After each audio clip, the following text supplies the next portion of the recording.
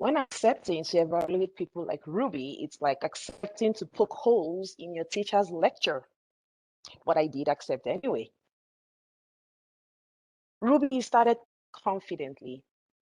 Your topic, and even to the beginning, oozed of lots of know-how because you knew what you were going to talk about. You engaged us even from the beginning by pointing directly into the camera and asking us a question. Everybody was staring at you and everyone was listening. You own the stage today. I noticed you moved from left to right when you were talking. Your gesticulations were abrupt.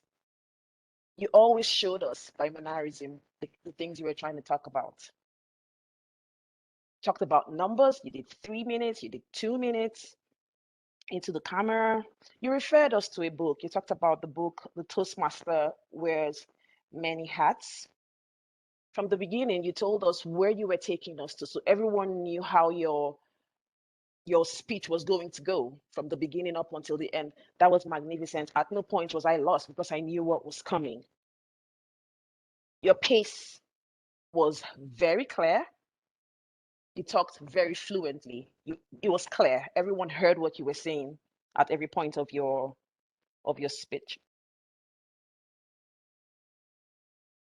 I noticed that I'm not sure what your setting was today, but I noticed that you looked down a lot during your speech today. When you were looking at us, you were looking at us, but a lot of the time you looked down. So I'm not sure how your setting was today. Then I would also comment on the camera. A lot of the time there was a lot of space between your head and the top. So it made your gesticulations go down a bit sometimes. So when you were up, you were up. But if you had to take your hands down, we couldn't see what you were trying to emphasize on.